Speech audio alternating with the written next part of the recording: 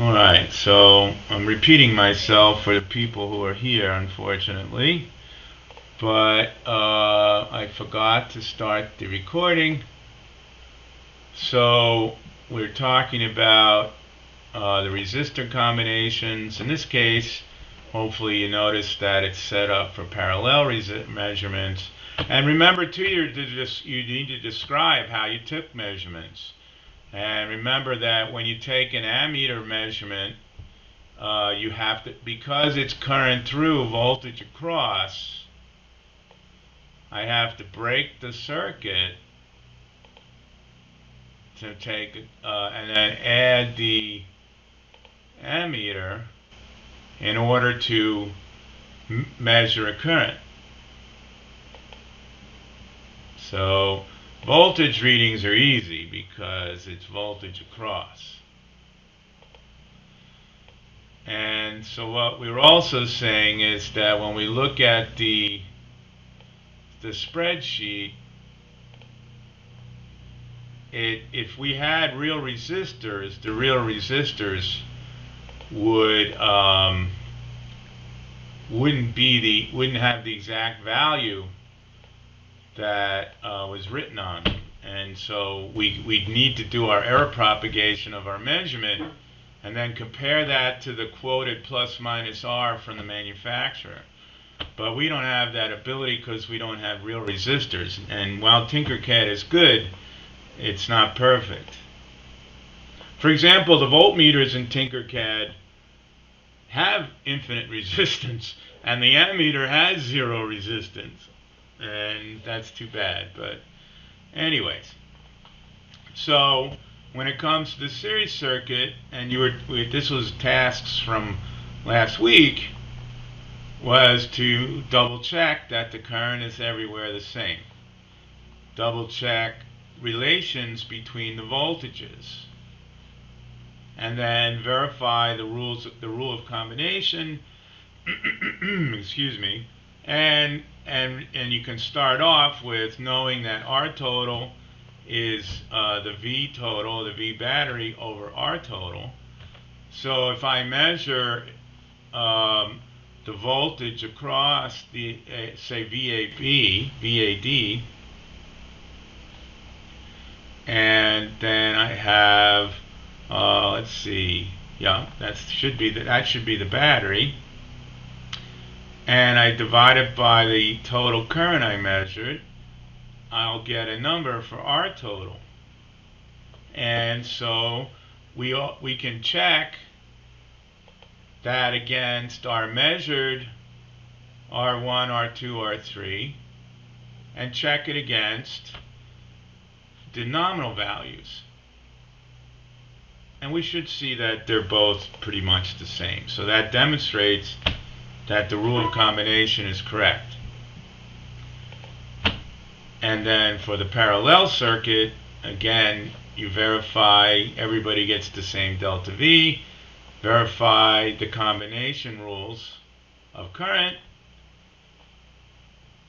I mean, you can measure the current here, for example, and I didn't put that there, did I? So let's say we have A and B and C and D. So we could say that we could verify that IA equals I total minus I1, and IB equals to IA, what else? Minus I2, for example. So that's another thing we could throw in there. And again, the rules of combination. So we're going to look for the error propagations just as an exercise to make sure you're doing them. You can make the comparisons. So again, the plus minuses you're going to get with the error propagation are pretty small, but you should relate them and say, look, because you can also get, don't forget, you're getting a plus minus on R total, so you can compare the when you add together with the rule of combination, you can say, is it within the plus minus, and it should be, but we want you to write it out. Excuse me. Okay. Now, in principle, you got most of that done. Now, the last one, and let me bring that up.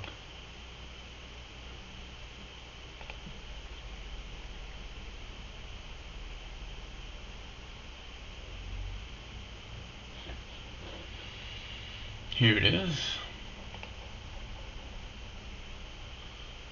The combination circuit.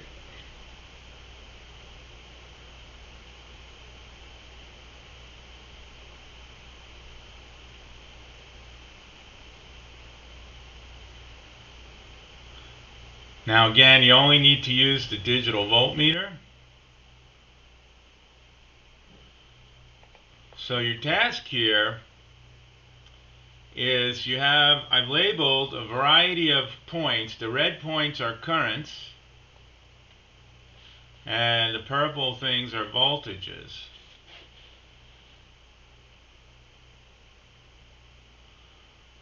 So your job is to predict all the various relationships between the 5 voltages and the 5 currents. So you can make relationships for all of them. Then you measure all of them.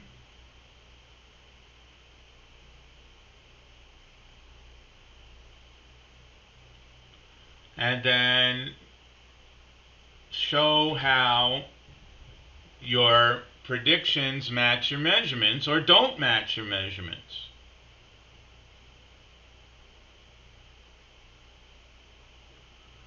And there's one I can see right here. So if you have R, if I add together R23, so then we have the voltage 3, and what would be this current? So there is a variety of ways that you can think of relationships between these currents and these voltages, and then test them and see if they pan out.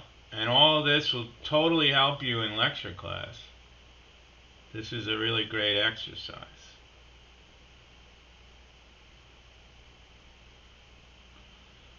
So then, once you've done all that, you're basically done. I guess you could say, let's see, you've done all. We just talked about analysis of the first 2 parts, and now here, the whole way I've structured it, it's sort of like data taking, analysis, and conclusions are all kind of built right into the whole exercise. So what we're basically doing is that we've learned certain things. We've learned about Ohm's law. We've learned about the technique of measuring resistances with a current and voltage measurement, and then the shortcoming of the instruments. And then we decided to use the better instrument, the digital voltmeter. And then now we're going to use everything we learned to analyze the mixed circuit and to see if everything is consistent. And so then you write up what you think. Why do you think it as well? So, excuse me. So, of course, one could, well, there's not an infinite number of combinations, that's for sure, but There's also like, yeah, the R123, the total combination. Yeah, there's not there's a few more relations, but they're not that many. So we'll kind of like be.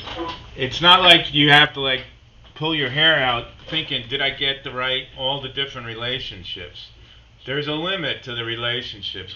It turns out when you start doing the Kirchhoff's laws, you'll realize all of a sudden you're making a relationship between elements that looks the same as the one previously, but it's in a different order.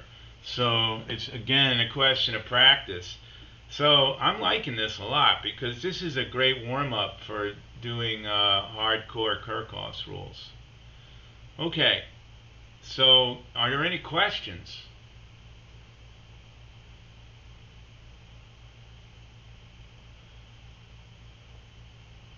So also, is there any interest in forming groups and working now with me around, or do you want to bail and just do this all on your own?